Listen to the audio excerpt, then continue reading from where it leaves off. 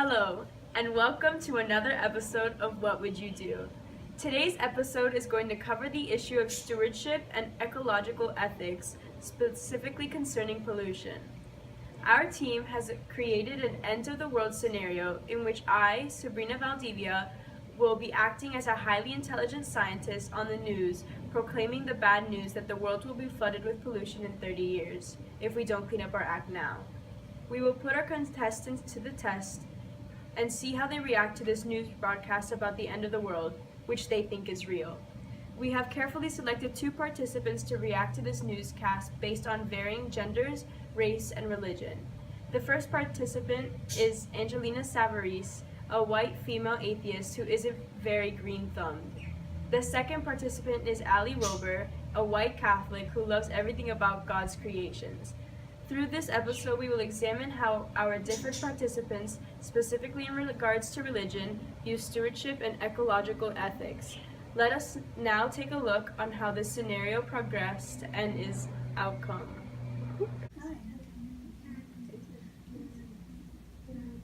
What's happening? Oh my god, I don't know. This is really detrimental.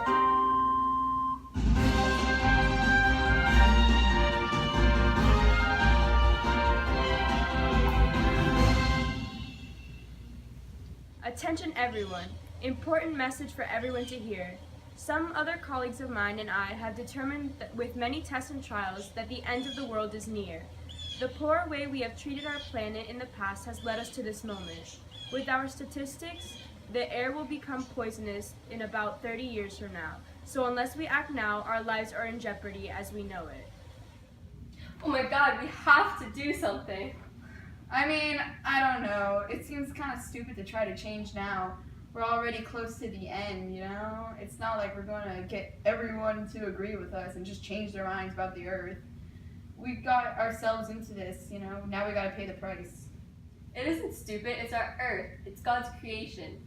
Earth was a gift from God that a lot of people now take for granted or forget. We need to find a way to get people to realize this. Well, you're on your own. I'll be old in 30 years anyway. But it isn't just an issue of whether it will affect you yourself or not, though. The Catholic perspective states that caring for the environment is a moral issue. You can't just worry about yourself. You need to think of all of God's creations, especially our future generations. They are going to have to be the people who really have to deal with the repercussions of our mistakes. Don't you want to be able to have kids of your own one day and be happily married? You can have that if you help make a difference. You can have a fun, happy life with a big family, and you won't have to worry about them getting hurt or the end of the world if we just start making a difference now. Even if you don't want that, there are going to be so many innocent people who will die because of the bad decisions we made. Do you really want to feel responsible for that when you knew you could have done something to help but didn't? Well, yes, I do want to have kids eventually, and I would never want anything bad to happen to them. I guess I could see where you're getting at. We have to remember God's wondrous gift of clean air, life-sustaining water, fruits from the land's harvest, and even nourishment from the sea. We are called to not only honor God for these many blessings, but to also do so by honoring His creation. Psalm chapter 24, verse 1 states that the earth is the Lord's and all that it holds. Pollution is about our responsibility as God's children and people of faith to care for each other and future generations by caring for all of God's wondrous creation.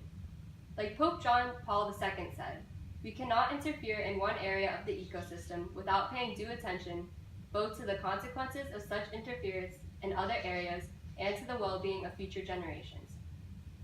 Our call is to be stewards of the earth.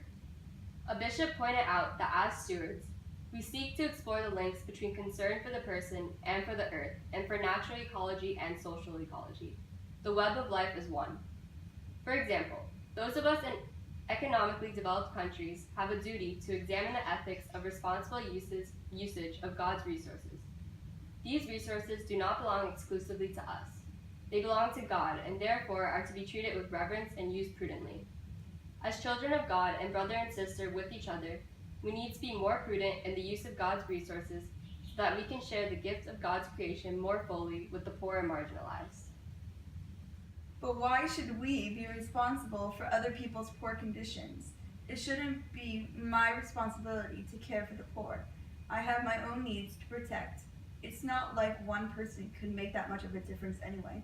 Well, the Catholic social teaching of rights and responsibilities states that every person has a fundamental right to life, and with those rights comes responsibilities. We have the right to life on this planet, but we are also responsible for taking care of it. Because it is our responsibility, we need to address the issue of pollution before it becomes worse. It calls on us to first consider how our actions and policies affect the poor, marginalized, and most vulnerable people.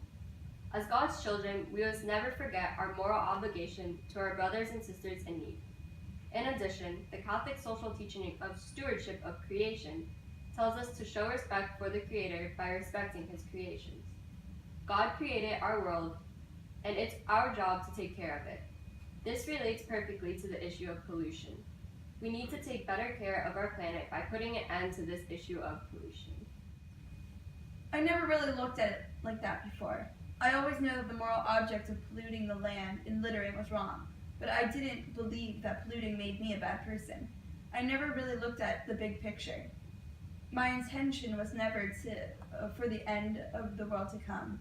The idea that our neglectful attitude toward the earth and willingness to lazily allowed it to become overrun with pollution that will ruin the innocent lives of the future generations is horrible to even imagine. The circumstances in which we decide to pollute are stupid too. We don't want to get up and throw something away, so we just throw it on the floor or miss the garbage can, and not wanting to walk over it and pick it up and throw it away. The fact that people don't want to put in the time of day to organize what's recyclable and what's not amazes me too. So together, we should try to find a way to make the earth a healthy, safe place again. You really have shown me a different way to look at this. It won't be easy, but we have to think of a way to get what you told me into the minds of others all over. But I believe we can do it together. Well, I'm happy we are in agreement.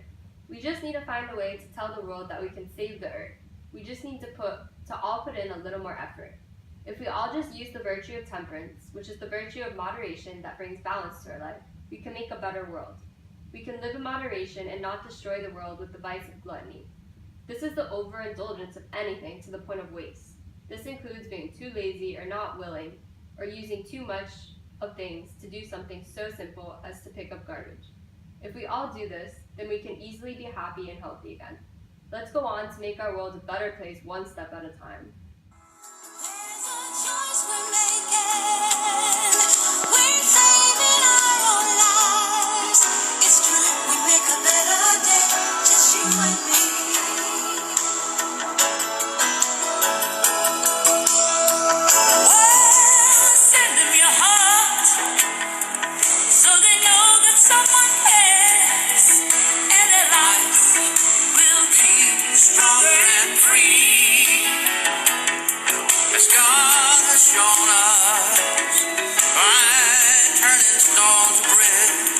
So we all must lend a helping hand.